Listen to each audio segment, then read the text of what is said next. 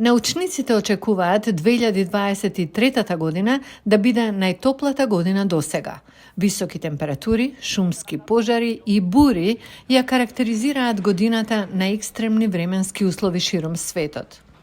70.000 делегати од 197 земји од светот во Дубај ќе учествуваат на двонеделниот самит за климатски промени COP28, собир кој наблюдувачите го нарекуваат клучен момент. This is the launch of what's called the global stocktake. Ова е она што се нарекува глобално превземање акции. Значи ова е прв пат по Парискиот договор од 2014 година светот да направи преглед на тоа како напредувавме околу целите што се ги поставивме тогаш. Ова ќе биде предизвик да се види што стои во тој извештај.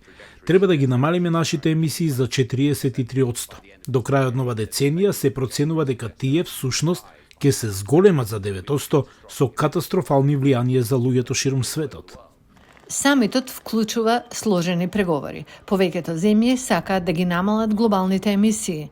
Помалку развиените земји велат дека побогатите земји се одговорни за зголемените емисии на стакленички гасови и затоа тие треба да ги компензираат посиромашните земји за намалување на нивната употреба на фосилни горива.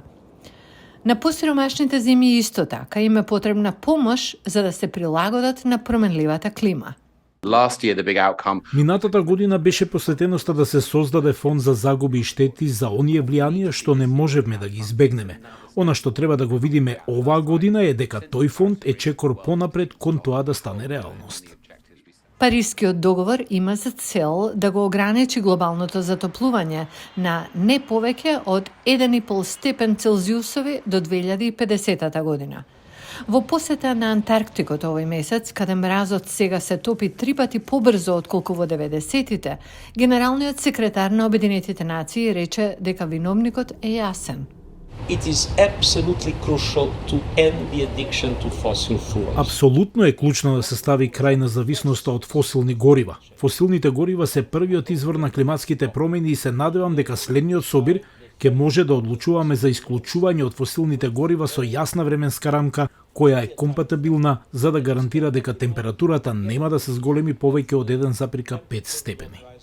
Лидерите на двете најголеми економии во светот, американскиот претседател Џо Бајден и неговиот кинески колега Ши Џинпин, се согласија да ја предлабочат соработката на климатските промени за време на разговорите во ноември. What you see is that if the US Оно што може да се забележи е дека САД и Кина се во чекор и имаат јасно чувство за тоа што сакаат да постигнат заедно. И тоа за светот ќе биде многу полесно да ги прифати тие обврски. Сепак, американски официјален представник оваа недела рече дека претседателот Бајден нема да присуствува на годинешниот COP28. Не беше наведена причина.